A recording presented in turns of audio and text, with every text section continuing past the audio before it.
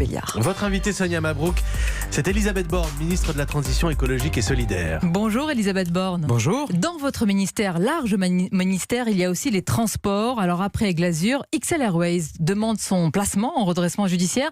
Cette compagnie aussi va vers une vente à la découpe ? Écoutez, on est aux côtés de cette compagnie depuis ces derniers mois pour notamment l'aider à trouver des nouveaux investisseurs.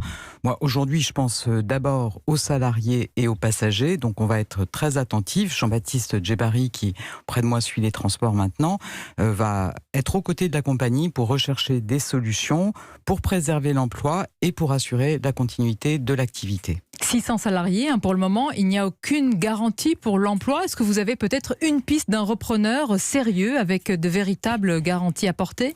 Enfin, je pense qu'on ne va pas présenter ici les solutions de reprise possibles, mais je peux vous assurer qu'on va continuer à travailler avec la compagnie, je vous dis, pour préserver l'emploi et assurer la continuité de l'activité. Les coups durs s'enchaînent pour l'aviation française. C'est la deuxième compagnie française en moins de 3 semaines à se retrouver dans une telle situation. Est-ce qu'il y a, Elisabeth Borne, un effet domino ? Est-ce que vous le craignez ?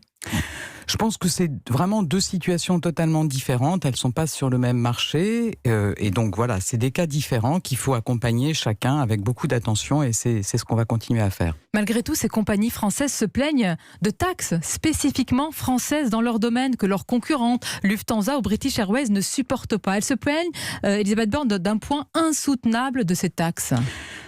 C'est une réalité. Il y a des taxes en France, il y en a en Allemagne, il y en a au Royaume-Uni.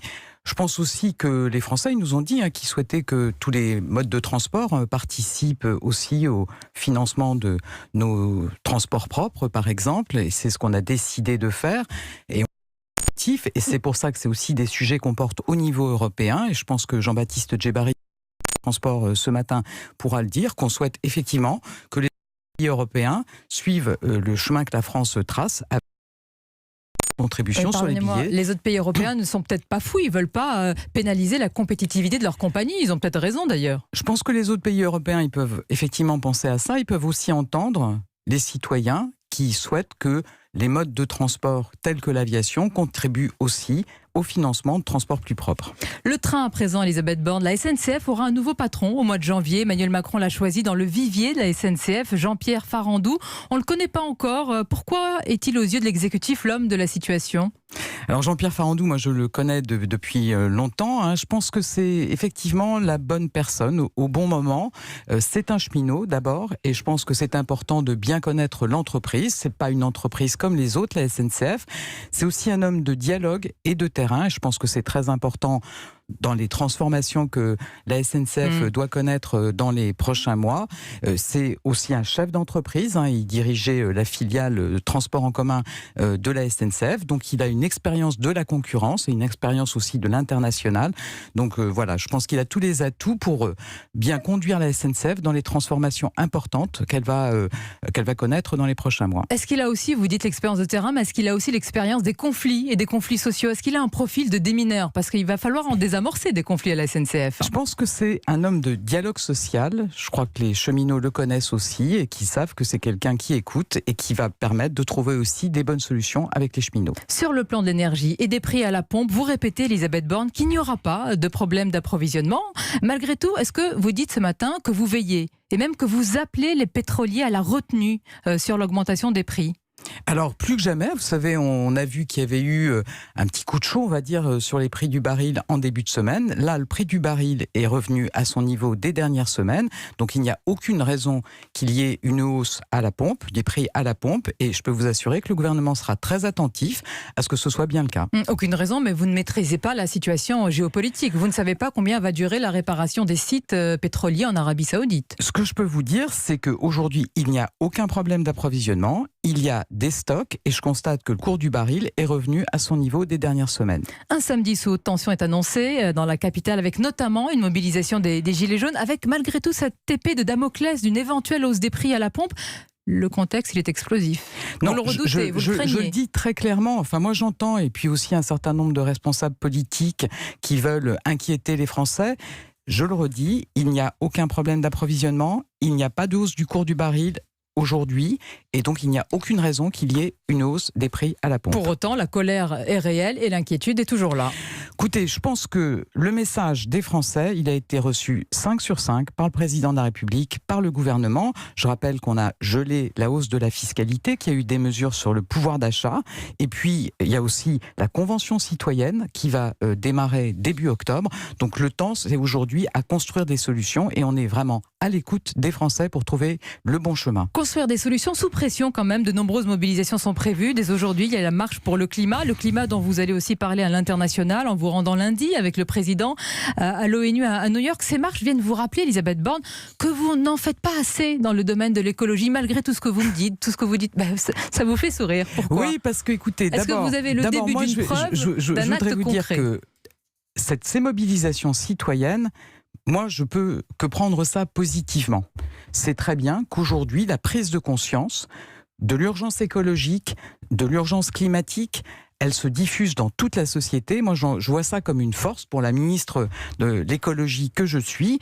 Je voudrais quand même dire que la France, elle est mobilisée... Vous voyez les choses en rose, en vert, en rose-vert. Je vois ça comme une force. Vous ne voyez pas ça comme une pression ? Je pense qu'il faut, pour qu'on mène cette transition écologique, que chacun considère que c'est son affaire, qu'on ait une mobilisation générale.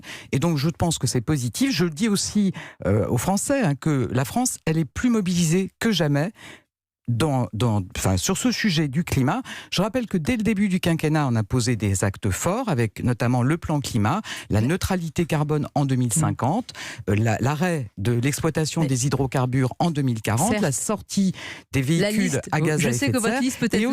Et aujourd'hui, je pense que vraiment, moi, ce sur quoi je suis mobilisée, c'est de trouver des solutions concrètes, de trouver un chemin. En attendant ces solutions, est-ce que vous pouvez me dire, là, ce matin, parce qu'on sait que votre capacité à faire bouger les choses dépend aussi de votre budget, est-ce que vous savez combien il sera selon le projet de loi de finances 2020 ? Eh bien, ce budget, et c'est cohérent effectivement avec la priorité voulue par le président de la République et le Premier ministre, sur cette transition écologique, ce budget, il est en nette augmentation avec une hausse de plus de 800 millions d'euros. Donc je pense que quand on nous dit les actes ne suivent pas, les actes suivent, c'est plus 800 millions d'euros pour le budget de l'écologie. C'est une bonne nouvelle pour les Français, c'est une bonne nouvelle pour l'écologie.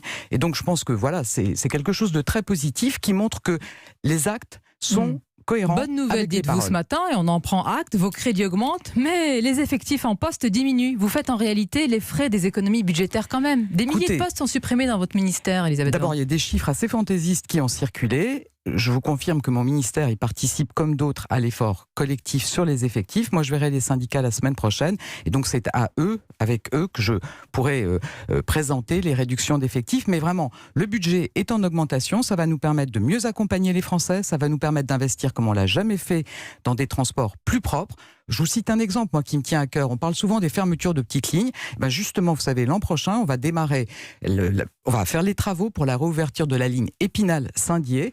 On a Madame présenté... la ministre, combien d'ouvertures pour, je ne sais pas combien de fermetures ? On investit comme jamais. 3 milliards d'euros, plus 20% par rapport à cette année pour des transports de tous les jours, les transports du quotidien et des transports plus propres. Et puis aussi, on agit pour la biodiversité. Vous savez qu'à partir de l'an prochain, on aura une nouvelle agence publique pour mieux protéger notre biodiversité. On va suivre tout cela à l'épreuve des faits. On va conclure. Peut-être est-ce que vous allez juger ça provoquant la Cour des comptes qui préconise, et vous en parliez hier, Mathieu, avec Nicolas Bétou, qui préconise d'augmenter les taxes sur les carburants. C'est le moment, hein ? Ce que je peux vous dire, vous leur dites c'est le moment. Merci la Cour des comptes. Dans le budget, il n'y a pas d'augmentation des taxes sur les carburants. Vous savez, le président de la République et le gouvernement ont beaucoup dialogué avec les Français dans le cadre du grand débat. Peut-être que ceux qui font ces préconisations feraient bien de faire la même chose. Ah, ils ne sont pas si sages que ça, alors, la Cour des comptes. Je pense que, vous voyez, on a entendu les Français qui ont pu se sentir piégés, et donc il n'y aura pas d'augmentation des taxes sur les carburants dans le budget de l'an prochain. Même si pour certains scientifiques, il faut accélérer plus vite encore la transition vers le zéro carbone. Et il faut le faire en écoutant les Français. Merci Elisabeth Borne. À l'écoute des Français, on l'a compris ce matin.